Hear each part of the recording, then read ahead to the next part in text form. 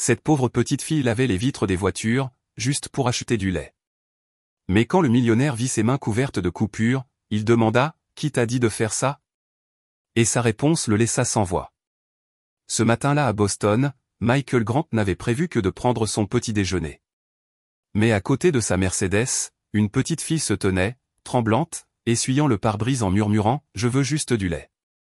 Ces mots ne se contentèrent pas de rouvrir les blessures de sa propre enfance abandonnée. Ils allaient aussi déterrer un sombre secret que la ville n'avait jamais connu. La faible lumière hivernale de Boston filtrait à travers le parking du dépanneur, s'efforçant de percer le brouillard et le vent mordant. Michael Grant, 45 ans, était le genre d'homme que n'importe qui à Boston reconnaissait, non seulement pour son impeccable costume noir taillé sur mesure, mais aussi pour la présence calme et autoritaire d'un magnate de l'immobilier. Il venait de sortir du magasin, un grand carton de lait dans une main et un sac de sandwichs emballé dans l'autre, prêt pour un rapide petit déjeuner. Puis soudain, il s'arrêta. Juste à côté de sa rutilante Mercedes-Benz Classe S noire, se tenait une minuscule silhouette, n'ayant pas plus de 5 ans. Ses cheveux bruns emmêlés collaient à un visage pâle de froid. Le manteau de laine gris effiloché qu'elle portait avait des trous aux poignets, et son jean déchiré offrait peu de chaleur à ses fines jambes. Elle utilisait un vieux chiffon sale pour essuyer lentement les vitres de la voiture, chaque mouvement faible et hésitant, comme si elle se tenait à peine debout. Ses grands yeux étaient baissés, fixés sur son travail, évitant tout regard autour d'elle. Michael se figea, son regard rivé sur l'enfant. Il resta là, le lait et le sandwich se refroidissant dans ses mains. La scène devant lui fit surgir une image d'il y a des décennies, un garçon maigre de 10 ans, dans une chemise trempée et usée, grelottant devant un bar minable, serrant un chiffon déchiré pour essuyer les pare-brises, juste pour gagner assez pour un pain. Inspirant lentement, Michael masqua ses émotions et se dirigea vers la voiture. Quand il fut à quelques pas, il s'accroupit pour que ses yeux soient à son niveau. Sa voix était grave et posée, sans aucune menace. « Qui t'a dit de faire ça ?» demanda-t-il, tenant toujours le lait et le sandwich. La fille tressaillit, manquant presque de laisser tomber le chiffon. Elle leva les yeux vers lui, de grands yeux bruns foncés rencontrant les siens. La peur vacilla un instant, avant de céder la place à l'épuisement et à une trace d'espoir fragile. « Non, personne », murmura-t-elle, sa voix si douce qu'elle fut presque emportée par le vent.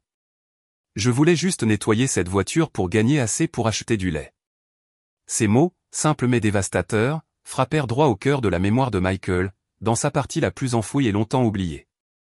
Il se souvint du goût amer de la faim, du froid mordant quand personne n'était là pour le réchauffer, et du désespoir suffocant de se savoir n'être qu'un fardeau. Il serra plus fort le lait et le sandwich, ses yeux ne quittant jamais Emma. Il ne pouvait pas partir. Il ne le ferait pas. Il lui tendit le lait et le sandwich. « Prends ça. Tu peux manger maintenant. » Emma fixa la nourriture, puis lui, comme si elle ne pouvait croire que c'était réel. Hésitante, elle tendit de petites mains tremblantes, secouées par le froid et l'émotion. « Où habites-tu » demanda-t-il ensuite, sa voix plus douce maintenant mais empreinte d'une étrange et ferme résolution.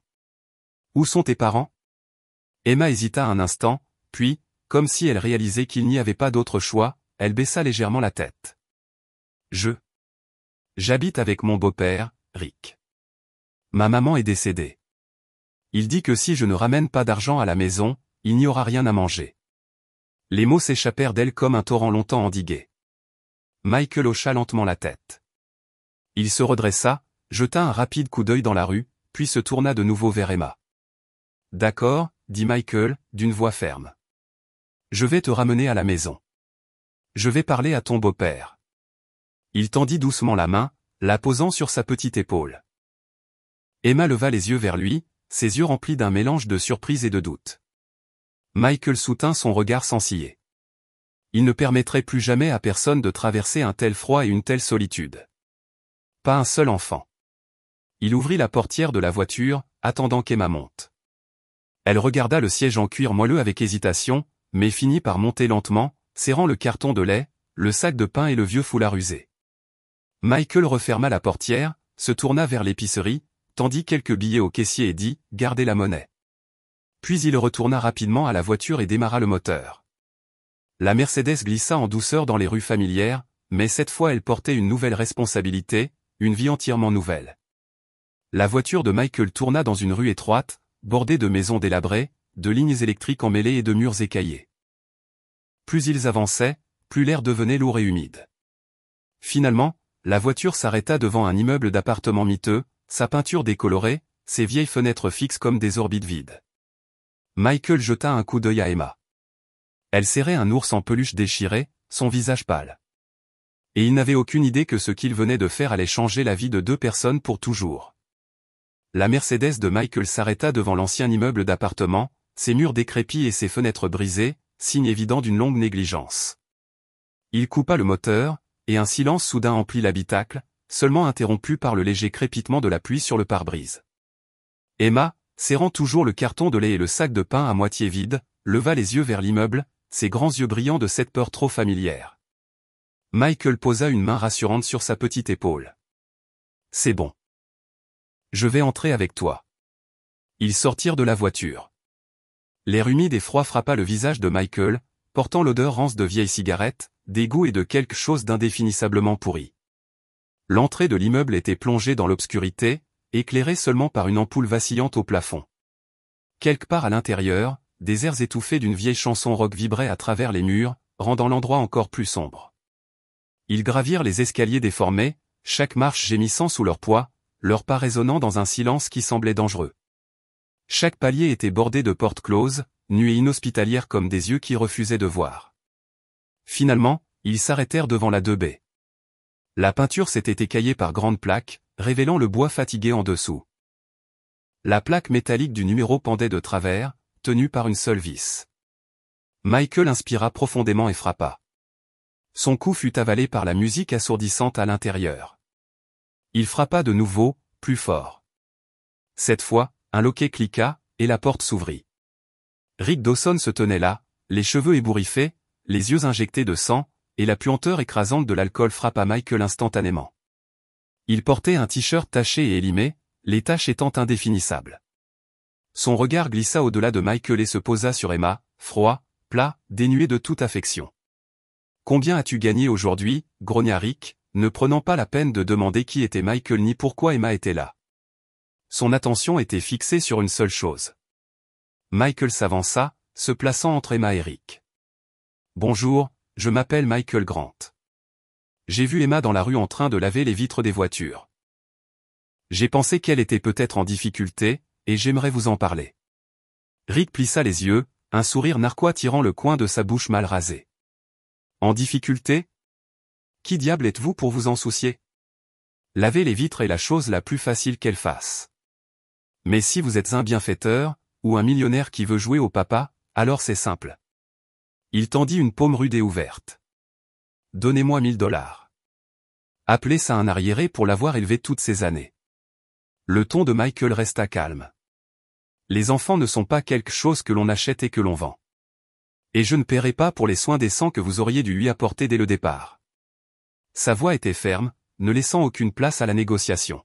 « Si vous ne pouvez pas vous occuper d'elle correctement, je contacterai les services de protection de l'enfance. » Rick laissa échapper un rire sec et laid.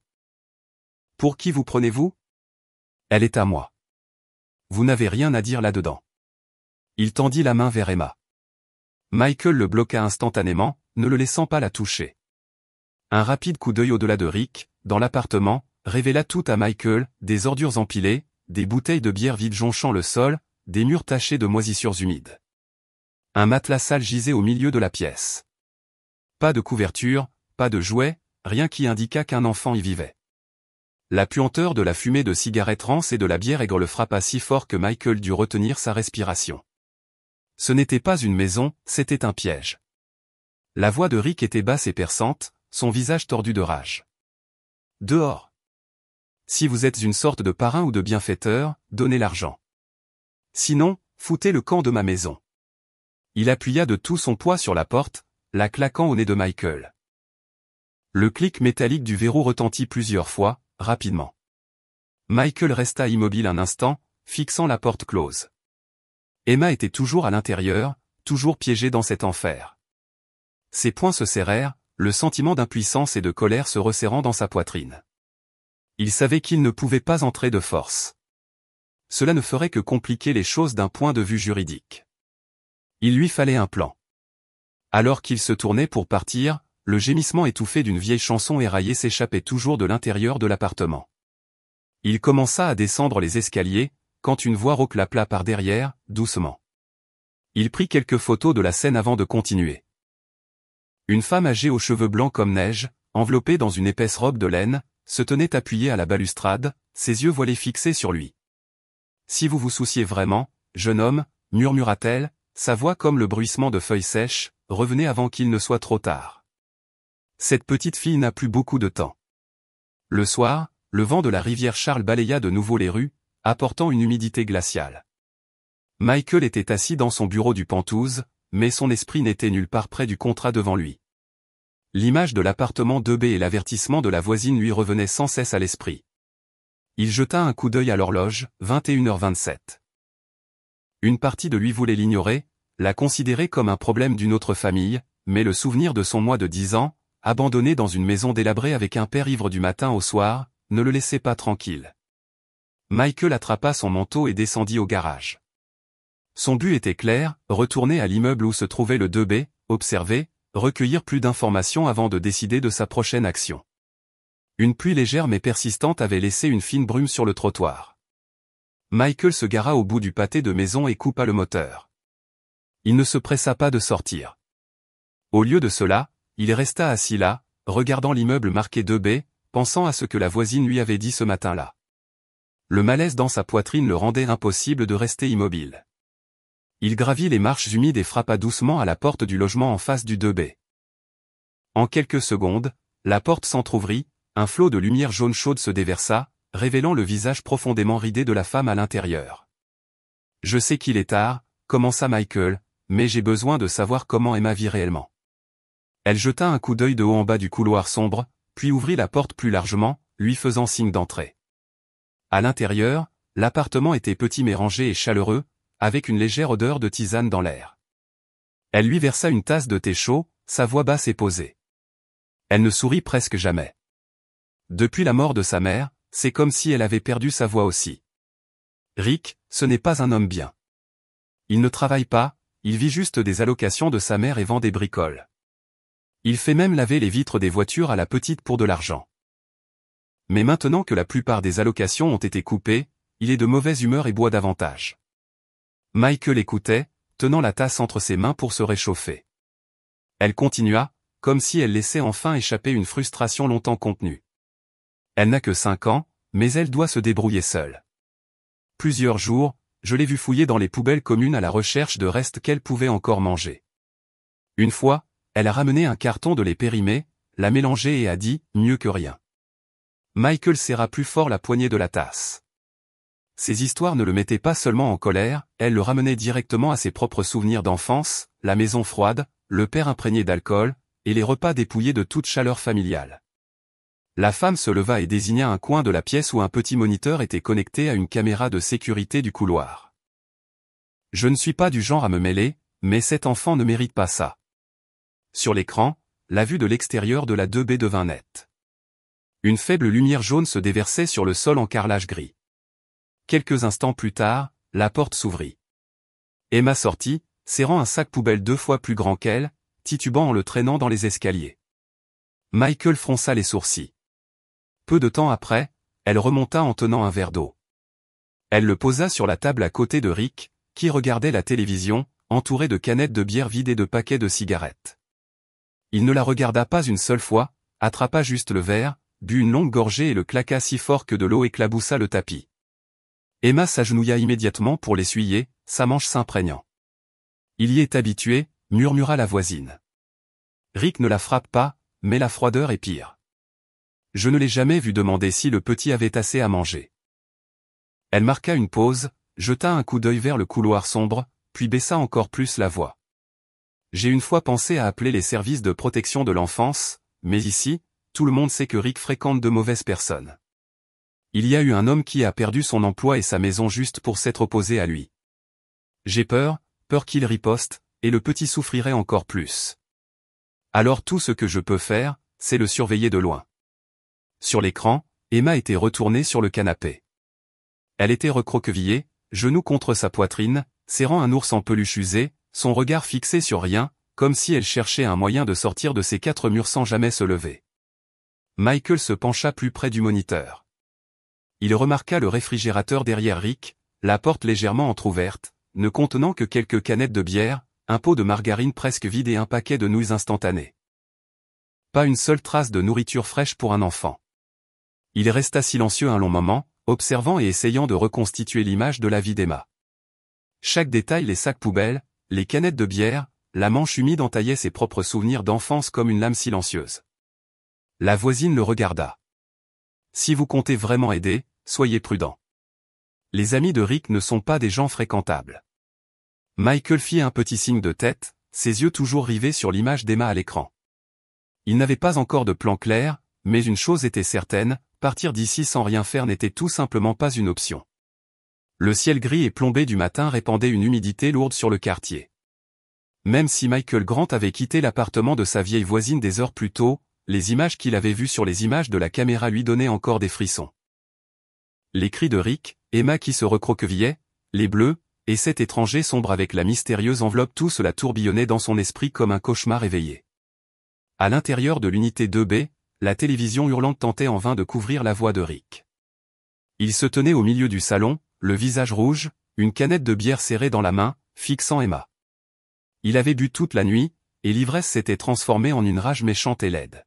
« Que as-tu dit à ce type, hein » cracha-t-il, chaque mot empestant l'alcool lourd dans l'air, rendant la pièce encore plus suffocante. « Ce type qui t'a ramené hier, tu lui as dit quelque chose ?» Emma était recroquevillée dans un coin, les genoux serrés contre sa poitrine, serrant son ours en peluche déchiré. La peluche tremblait dans ses petites mains à chaque cri perçant. Elle secouait la tête encore et encore, ses grands yeux gonflés par les pleurs, mais silencieuse. Elle savait que le moindre mot pouvait déclencher une nouvelle tempête.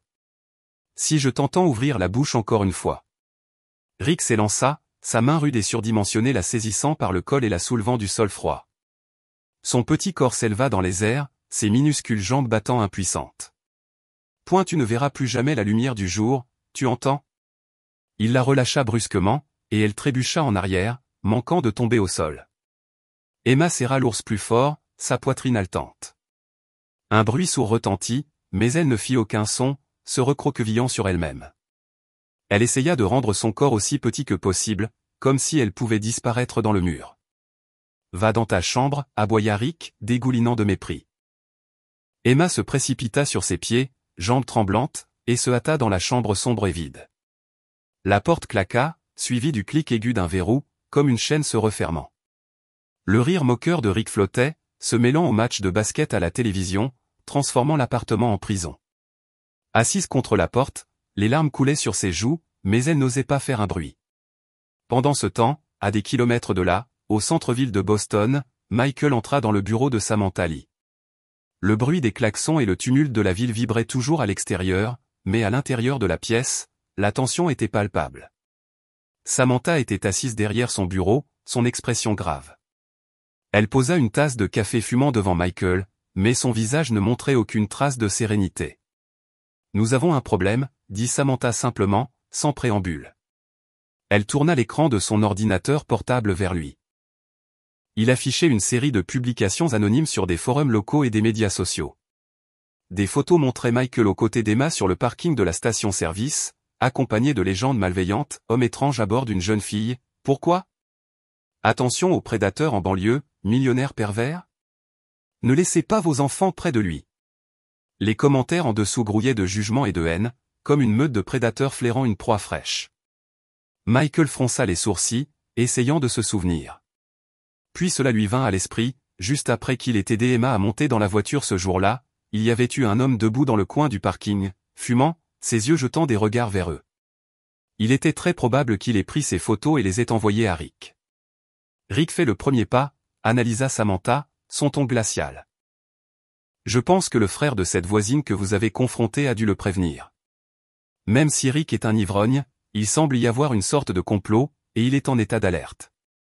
Elle se pencha légèrement, sa voix délibérée. Il sait que vous en avez trop vu, alors il utilise l'opinion publique pour vous salir, pour faire de vous le méchant. Ces mots frappèrent comme des coups. Et s'il continue à alimenter les gens avec ces histoires, je pense qu'ils croiront que vous êtes le méchant. Michael serra la poignée de sa tasse de café. La vapeur qui s'élevait ne parvenait pas à dissiper le froid dans sa poitrine. Je me fiche d'une mauvaise réputation, dit-il fermement. J'ai juste besoin de faire sortir Emma de là, quoi qu'il en coûte. Soignez-la, le coupa Samantha brusquement, sa voix exceptionnellement enflammée. Car ce sera son arme. Si l'opinion publique se retourne contre vous, il l'utilisera pour prouver que vous êtes une menace. Vous perdrez l'accès à Emma, même si nous allons au tribunal. Vous devez vous souvenir qu'il a beaucoup de relations louches. Quelques articles diffamatoires ne sont rien pour lui. Michael comprit. Il hocha la tête, la colère et l'inquiétude se mêlant en lui. Avec son instinct d'homme d'affaires, il réalisa que le problème de Rick n'était pas seulement la négligence de la fillette. Il y avait un autre motif, qu'il n'osait imaginer. D'abord, il devait y retourner et s'assurer qu'elle était en sécurité. Cet après-midi-là, Michael retourna au coin de la rue où il avait rencontré Emma la veille, l'endroit où elle vendait habituellement des pâtisseries. Il marcha le long du trottoir, scrutant chaque ruelle et chaque seuil, mais la petite silhouette familière était introuvable. Une inquiétude lui piqua l'échine. À cette heure de la journée, elle était généralement là. Il entra dans la petite épicerie dont le propriétaire bienveillant avait autrefois donné des pâtisseries à Emma. L'homme rangeait des marchandises sur l'étagère, l'air fatigué. « Bonjour », salua Michael, essayant de garder sa voix calme. « Je cherche la petite fille qui vend des pâtisseries ici, Emma. » Le propriétaire du magasin fit une pause, puis secoua tristement la tête. « Ah, celle-là. Depuis hier soir, Rick ne la laisse plus sortir. » Il soupira, ses yeux emplis de pitié. « Je ne l'ai pas vue aujourd'hui non plus. Ce type, il la garde enfermée comme si elle était un trésor. » Michael sentit sa poitrine se serrer. Ne pas sortir signifiait qu'elle était dans cette maison avec Rick, un homme cruel et dangereux. La peur s'infiltra, que pouvait-il lui faire en ce moment? En sortant du magasin, il aperçut une femme sans abri qui s'asseyait souvent au coin, à qui Emma avait secrètement donné des pâtisseries chaque fois qu'elle faisait une vente. La vieille femme était appuyée contre le mur, ses yeux ternes observant le trafic. « Bonjour », dit Michael, se penchant un peu. « Avez-vous vu Emma, la fille qui s'assied habituellement ici ?» La femme leva la tête, ses yeux voilés rencontrant les siens. « Vous la cherchez » chuchota-t-elle. « Je ne l'ai pas vue depuis ce matin. » Mais... Elle hésita, regardant autour d'elle comme si elle craignait que quelqu'un n'entende. La dernière fois qu'elle m'a parlé, elle pleurait. Elle a dit, « Rick va m'envoyer loin. » Elle était terrifiée. Michael recula d'un pas, l'envoyer loin. Les mots résonnèrent dans son esprit comme du plomb. L'envoyer où? À qui? La voix de Rick au téléphone, je la livrerai, et maintenant les mots d'Emma. Tout s'accordait d'une manière effrayante. Au crépuscule, alors que les lampadaires s'allumaient, Michael était toujours garé dans un coin caché, les yeux fixés sur l'immeuble marqué 2B. La peur en lui s'était durcie en une angoisse froide et lourde. Soudain, son téléphone vibra. Un SMS d'un numéro inconnu, pas de nom. Voulez-vous savoir où elle est ce soir? Apportez de l'argent. Il fixa l'écran, pas de nom, pas de détails, juste un message suspendu comme un appât dans de l'eau trouble. Mais il savait qu'il ne pouvait pas l'ignorer. Emma était en réel danger. Le message anonyme s'alluma sur le téléphone de Michael, capture d'écran et tout, froid. Il ne répondit pas. Il savait que c'était un piège, un test de sa patience et de son désespoir. Au lieu de cela, il en fit une capture d'écran et l'envoya à Samantha. Quelques minutes plus tard, elle rappela, sa voix urgente mais posée. « Ne réponds pas. C'est la preuve qu'il retient Emma en otage pour extorquer de l'argent. J'ai déjà déposé une demande d'urgence auprès du département des enfants et des familles, avec tout ce que tu as, le texte anonyme, la déclaration de la voisine, et même ses publications diffamatoires. Ils ont approuvé. Une assistante sociale et un policier nous rejoindront là-bas dans 1 heure. Es-tu prêt? » « Je suis toujours prêt, » dit Michael, sa voix basse et rauque. 1 heure plus tard, la nuit était tombée. Une légère bruine brouillait les lumières des rues. La voiture de Michael était garée à courte distance de l'immeuble 2B, aussi immobile et silencieuse qu'un prédateur à l'affût. Peu de temps après, une berline banalisée s'arrêta derrière lui. Samantha en sortit, suivie d'une femme d'âge mûr vêtue d'un long manteau, son expression sévère mais posée. Madame Albright, une assistante sociale du DCF, et un policier grand et silencieux. Monsieur Grant, le salua Madame Albright d'un ton professionnel. À partir de maintenant, laissez-nous gérer. Vous êtes ici uniquement en tant que témoin. Ne parlez pas à moins d'y être invité. Michael hocha la tête. Ensemble, ils entrèrent dans l'immeuble, leurs pas résonnant dans la cage d'escalier humide et moisie. Un coup ferme et autoritaire retentit contre la porte. La musique rock jouant à l'intérieur s'adoucit, puis s'arrêta complètement. Quelques secondes de silence, et la porte s'ouvrit. Rick se tenait là, les yeux troublés et irrités. Au moment où il vit le groupe, surtout Michael, son visage changea. « Encore vous ? Foutez le camp. C'est une propriété privée, grogna-t-il, essayant de claquer la porte. Le policier posa instantanément une main sur la porte, sa voix plate et inflexible. « Monsieur Dawson, nous avons une vérification d'urgence du bien-être de l'enfant autorisée par le DCF. Vous avez le droit de garder le silence, mais interférer avec un officier ne fera qu'aggraver les choses. » Rick se figea, ses yeux rivés sur l'insigne de police. Il marmonna une malédiction entre ses dents, puis recula à contre-cœur, laissant l'embrasure de la porte ouverte. L'appartement était sombre, l'odeur d'alcool et de moisissure les frappa immédiatement. Des bouteilles de bière vides jonchaient le sol, de la nourriture en décomposition était éparpillée sur la table. Le regard perçant de Madame Albright balaya la pièce, enregistrant chaque détail. Michael força sa colère à se taire, ses yeux cherchant Emma. Elle était recroquevillée dans un coin, serrant un ours en peluche déchiré, comme si c'était la seule bouée de sauvetage qu'elle avait. Elle ne pleurait pas, mais ses grands yeux étaient creux, vides. Quand elle aperçut Michael, une faible étincelle vacilla, puis disparut, remplacée par une pure terreur alors que son regard se déplaçait vers Rick. Madame Albright s'approcha lentement et s'accroupit pour être à la hauteur de la petite fille. Sa voix était étonnamment douce. « Bonjour, Emma. Je vais juste jeter un coup d'œil rapide, et ça ne fera pas mal, d'accord ?» Elle pesa et mesura la fille, notant une légère malnutrition et une carence en vitamines. Lorsque ses doigts effleurèrent un vieil hématome sur le bras d'Emma, l'enfant tressaillit. « Comment as-tu eu ça, ma chérie ?» Emma baissa la tête. « Je suis tombée. » Les mots frappèrent Michael comme une lame émoussée, tordant un souvenir. Il avait été un jour le garçon qui mentait à ses professeurs, disant qu'il était tombé dans les escaliers pour cacher les marques d'une ceinture. Le docteur Evans posa une main sur son épaule et dit doucement, « Au moins maintenant, c'est mieux que personne ne l'amène du tout. » Il hocha la tête, mais sa gorge se serra. Mieux que rien. Ce strict minimum n'était pas un standard par lequel un enfant devrait avoir à survivre. Ensuite, un psychologue pour enfants joua à un jeu de puzzle avec Emma. Chaque fois qu'un bruit fort résonnait dans le couloir, elle sursautait. Quand il haussa accidentellement la voix, Emma se recroquevilla instantanément sur elle-même, les bras croisés sur sa poitrine. Michael serra fort la coudoir de sa chaise, se forçant à rester immobile. En fin de matinée, les rapports médicaux et psychologiques étaient terminés. Le docteur Evans lui entendit une copie, son ton bas et sérieux. Les blessures intérieures mettront beaucoup plus de temps à guérir. J'enverrai ceci directement au DCF et à votre avocat. Michael sortit, portant Emma. Elle posa sa tête contre son épaule, fatiguée, mais murmura tout de même, « Oncle, le lait ici a bien meilleur goût que le pain moisi de ma vieille maison. » Il se figea en plein pas. Les mots étaient aussi légers qu'une brise passagère, pourtant ils lui donnèrent envie de faire demi-tour et de trouver Rick sur le champ. Cet après-midi-là, alors qu'ils dessinaient ensemble, le téléphone sonna. C'était Samantha. « Michael, le rapport est très solide. Mais Rick a demandé une visite supervisée demain après-midi. » Michael serra le crayon de couleur jusqu'à ce que ses jointures blanchissent.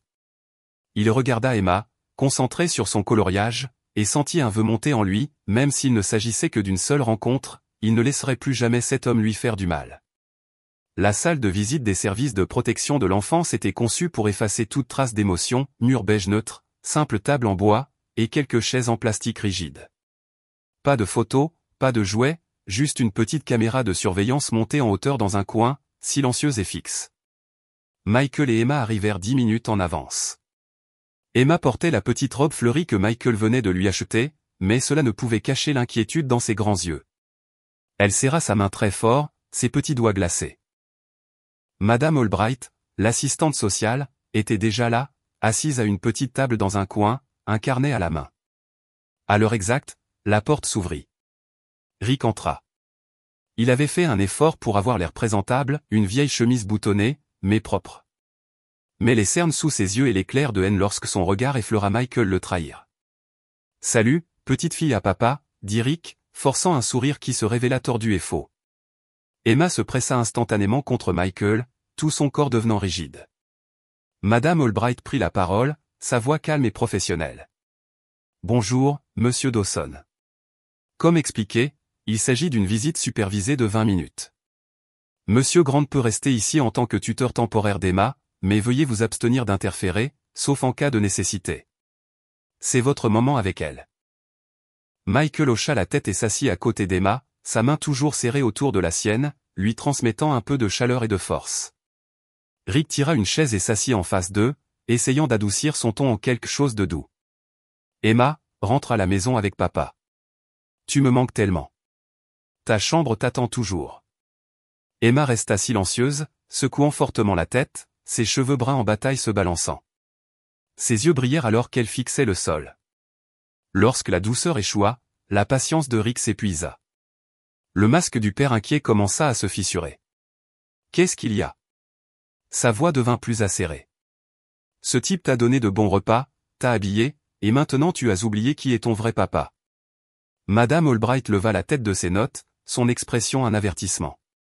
Monsieur Dawson, veuillez maintenir une conduite appropriée. Rick l'ignora. Il se pencha en avant, sa voix tombant à un sifflement bas et menaçant, juste assez fort pour que toute la pièce l'entende. Ne crois pas que tu peux t'échapper de moi, tu entends? Tu es toujours à moi. Tu seras toujours à moi. C'est alors qu'Emma trouva sa voix. Elle releva brusquement la tête, affrontant le regard injecté de sang de Rick, un courage soudain jaillissant des profondeurs de sa peur. Je ne veux pas retourner là-bas. La voix de la fillette tremblait mais était limpide. Je ne veux pas. Les poings de Michael se serrèrent jusqu'à ce que ses jointures blanchissent, chaque muscle de son corps se tendit de colère. Il ne voulait rien de plus que de se précipiter et de tirer Emma de cette situation, mais il savait qu'il devait se retenir. Tout mouvement impulsif pourrait être déformé et utilisé contre lui par l'avocat de Rick devant le tribunal. Les yeux d'Emma rencontrèrent les siens, implorant de l'aide. Tout ce qu'il put faire fut de hocher légèrement la tête, une promesse silencieuse qu'il ne laisserait rien lui arriver. Le comportement de Rick n'échappa pas aux yeux vigilants de Madame Albright. Sa plume glissa rapidement sur la page, enregistrant chaque mot, chaque geste menaçant. Vos 20 minutes sont écoulées, annonça Madame Albright, sa voix froide et perçante, coupant l'air tendu. La réunion est terminée. Rick se leva d'un bond, lança un regard brûlant à Michael et sortit en claquant la porte derrière lui. Au moment où la porte se ferma, Emma craqua, les sanglots qu'elle retenait éclatant en des cris haletants. Michael la serra immédiatement dans ses bras, sa main frottant doucement son petit dos tremblant. Madame Albright s'approcha, posant une main sur l'épaule de Michael. « Vous avez très bien réussi à garder votre sang-froid, dit-elle. Tout ce qui s'est passé aujourd'hui sera dans mon rapport au tribunal. Il s'est juste mis en position de désavantage. » Au moment où ils atteignirent le parking, Michael sentit une légère vague de soulagement. Les preuves étaient maintenant plus claires que jamais. Il attacha Emma sur son siège. Elle s'était endormie, épuisée par ses pleurs, et démarra la voiture.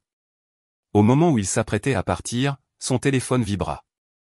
Un message texte d'un numéro inconnu, « Soyez prudent. Il ne s'arrêtera pas là. » Le message anonyme sonnait comme une sombre prophétie. Michael avait sous-estimé l'audace de Rick et son réseau de connexions cachées. 3 jours avant l'audience d'urgence, les attaques ne le visaient plus seulement en privé. Elles avaient éclaté dans les médias locaux. Cela commença par un article sur un site de tabloïd en ligne, affichant le titre sensationnel « Mystère d'une fillette de 5 ans disparue, un millionnaire de l'immobilier est-il impliqué ?» Écrit par un plumitif anonyme, l'article déformait habilement la vérité. Il dépeignait Michael comme un homme étrange qui avait attiré une pauvre petite fille dans sa voiture de luxe. Il citait de fausses déclarations de voisins inquiets, affirmant que Michael avait eu un comportement suspect. L'article s'arrêtait avant l'accusation directe, mais il semait un doute empoisonné dans l'esprit du lecteur, accompagné d'une photo floue de Michael et Emma à la station-service. La diffamation se propagea comme une traînée de poudre. Les forums locaux et les groupes de parents sur les médias sociaux étaient en effervescence. Des commentaires haineux et juges affluaient, les riches pensent toujours qu'ils peuvent s'en tirer avec tout. Quelqu'un doit enquêter sur ce type. On voit bien à son allure qu'il est louche. La pression commença à s'infiltrer dans la vie de Michael. Quelques partenaires commerciaux appelèrent avec un ton soudainement méfiant. Le gestionnaire de l'immeuble rapporta que certains résidents s'étaient plaints de la présence d'un étranger dans le complexe. Mais le pire était l'effet que cela avait sur Emma. Un soir, alors que Michael lui lisait une histoire pour l'endormir, elle leva soudain les yeux vers lui, l'inquiétude voilant sa voix. « Oncle, à la télé, ils ont dit que tu étais un homme méchant. Est-ce qu'ils vont me faire retourner chez l'oncle Rick ?» Michael referma le livre, sa poitrine se serrant comme si une blessure s'était rouverte. Tirant Emma dans ses bras, il parla doucement mais fermement. « Non, Emma. Ils ne connaissent pas la vérité. La vérité est que je te protégerai toujours. Personne ne pourra te prendre. » Mais il savait que les mots ne suffisaient pas. Il devait riposter. Il appela Samantha, sa voix empreinte de résolution. « Nous ne pouvons plus rester immobiles. Il est en train de me transformer en monstre aux yeux du public. »« Je sais, » répondit Samantha, son ton aigu et froid. « Et c'est exactement ce que nous allons renverser au tribunal. Mais d'abord, nous avons besoin de plus que des rapports médicaux. Nous avons besoin de voix vivantes, de vrais témoins. » C'est alors que Michael se souvint de la gentille vieille voisine et du propriétaire du magasin local. Il décida de les revoir. Cette fois, il n'irait pas seul. Samantha envoya un détective privé pour enregistrer officiellement leur déclaration. Après quelques hésitations, la vieille voisine finit par accepter. Elle raconta en détail les fois où elle avait vu Emma affamée, réprimandée et visiblement effrayée. « Je suis trop vieille pour avoir encore peur, » dit-elle, sa voix tremblante. Cet enfant mérite une vie différente. Le propriétaire du dépanneur confirma également qu'Emma venait souvent acheter des nouilles instantanées à crédit et qu'elle avait toujours l'air mince et triste. Leur déclaration, bien que simple, était parmi les pièces les plus véridiques du puzzle sur la vie infernale d'Emma. Samantha compila tout, rapports médicaux et psychologiques, notes de la visite supervisée, messages de chantage, déclarations des deux témoins, et même les articles diffamatoires. Le dossier contre Rick s'épaississait de jour en jour. Pour contrer la campagne de diffamation, Michael décida de faire quelque chose qu'il n'avait jamais fait auparavant, s'exprimer publiquement. Il ne tint pas de conférence de presse, et il ne donna aucune interview. Au lieu de cela, il publia un court statut sur le compte de médias sociaux de son entreprise, un compte qui ne partageait normalement que des mises à jour immobilières. Dans la vie, parfois, il faut défendre ce qui est juste, quel qu'en soit le coût. Protéger un enfant du mal n'est jamais une erreur. La vérité l'emportera toujours. Le message n'attaquait personne ni n'offrait de longues explications, mais il portait une position inébranlable. Presque immédiatement, il suscita une vague de soutien dans la direction opposée. Beaucoup commencèrent à remettre en question la crédibilité des histoires de tabloïds. Des partenaires commerciaux et d'autres personnes qui connaissaient le caractère de Michael prirent la parole pour le défendre. Le vent de l'opinion publique commença à tourner. Ce soir-là, Michael ressentit un léger soulagement. Lui et Emma avaient fait des biscuits ensemble, l'odeur du beurre et du sucre emplissant l'appartement, chassant la tension qui avait pesé dans l'air. Quand Emma, les mains et le visage couverts de farine, afficha un sourire éclatant, Michael sut qu'il avait fait ce qu'il fallait. Il ne se battait pas seulement pour Emma, il lui enseignait une leçon importante, ne jamais plier face à l'injustice et au mensonge. Le lendemain matin, une épaisse enveloppe arriva au bureau de Samantha. À l'intérieur se trouvait une convocation officielle du tribunal, audience d'urgence demain, 9 h. La salle d'audience pour les affaires familiales et juvéniles ne ressemblait en rien aux tribunaux criminels vus dans les films. Elle était plus petite, sans jury, et l'éclairage était plus doux pour tenter d'apaiser la tension pour les jeunes âmes présentes. Mais pour Michael, l'air restait épais, lourd, presque palpable. Il était assis à côté de Samantha, vêtu d'un costume impeccable, le dos parfaitement droit. De l'autre côté de la salle, Rick était assis avec son avocat, un homme à l'expression suffisante.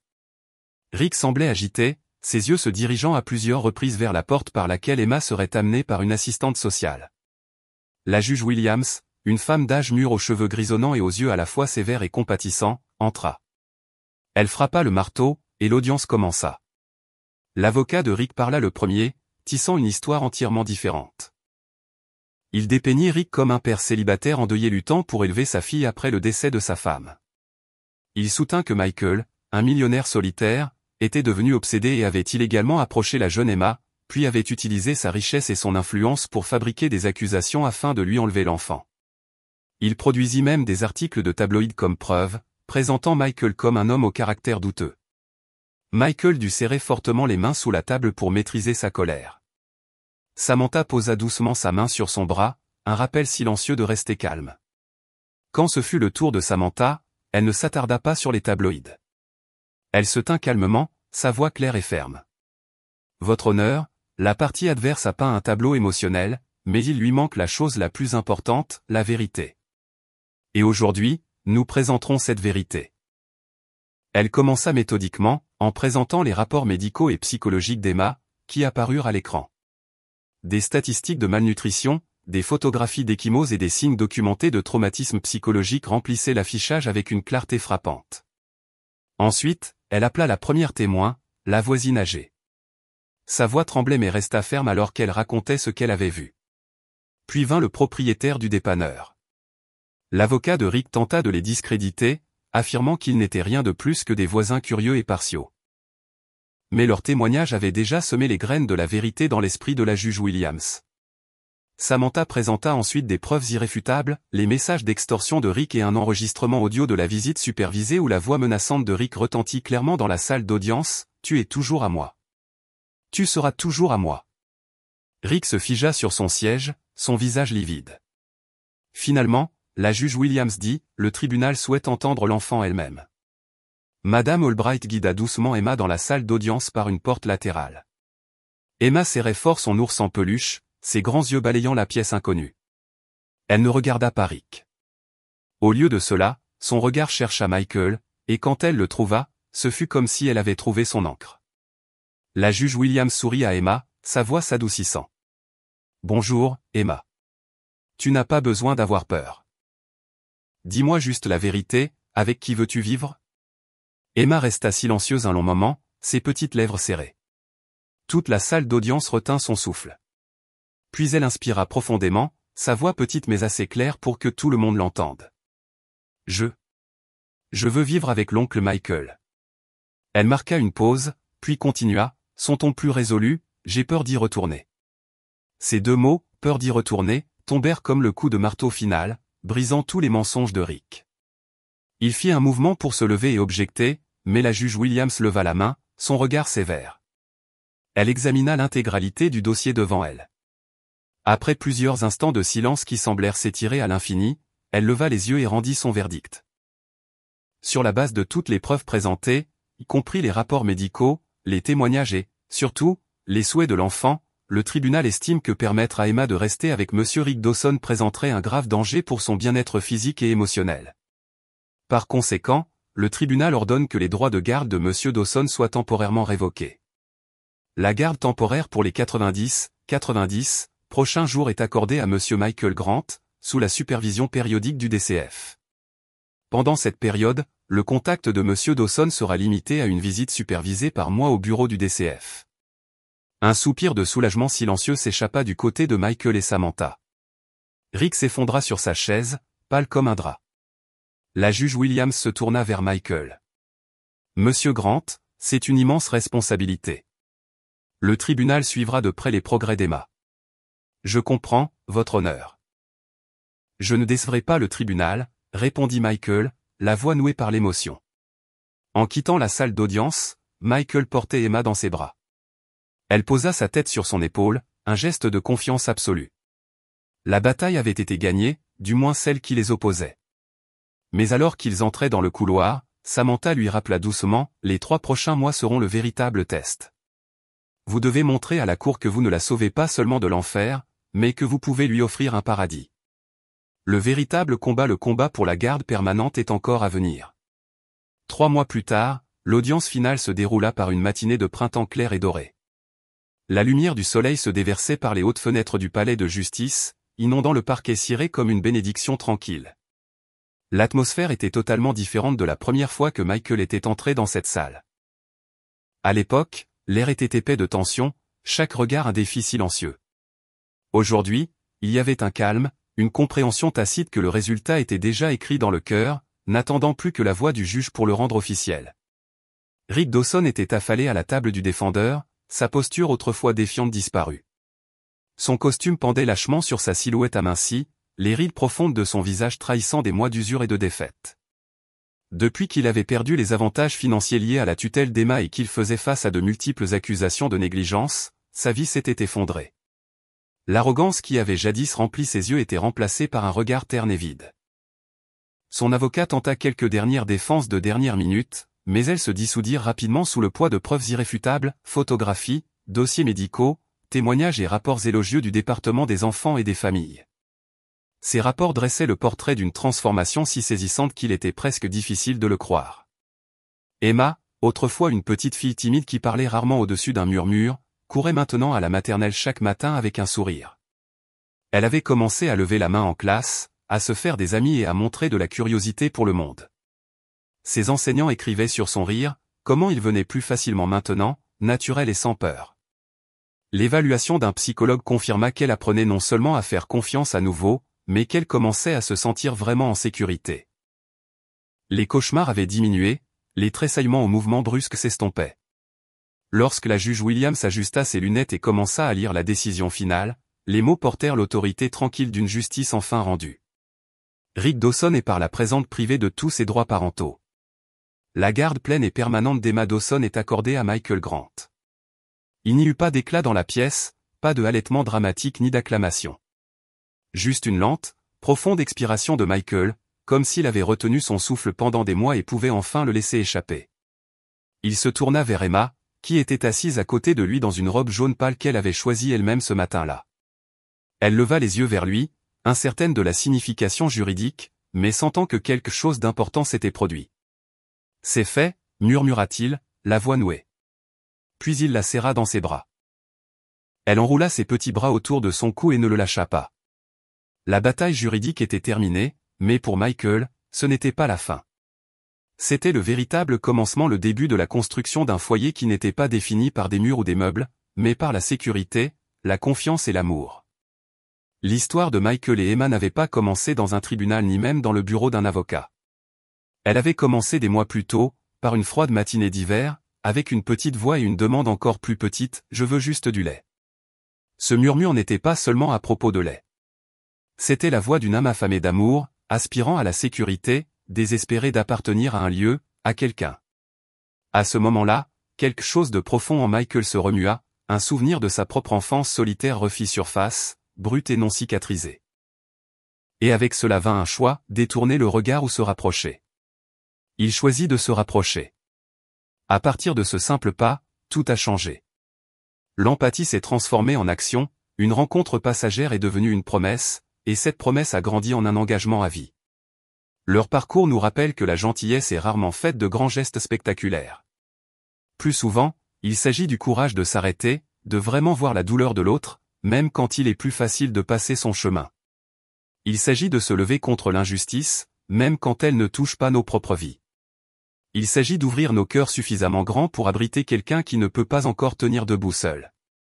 Oui, le monde recèle de cruauté des hommes comme Rick Dawson qui prennent plus qu'ils ne donnent, et qui laissent des blessures derrière eux. Mais le monde recèle aussi de lumière.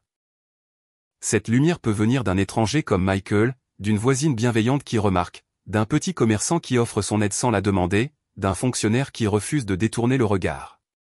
Chaque acte de gentillesse, aussi petit soit-il, est une brique dans le mur qui protège les âmes fragiles des tempêtes de la vie. Et quand suffisamment de briques sont posées côte à côte, elles forment quelque chose d'inébranlable, un foyer. Cette histoire est un rappel, ne sous-estimez jamais le pouvoir d'un geste bienveillant, d'une simple question ou d'un verre de lait chaud. Parfois, ces petites choses sont l'étincelle même qui allume un grand changement, un changement capable de guérir les blessures les plus profondes et de créer une fin heureuse pour des vies qui semblaient autrefois piégées dans une impasse.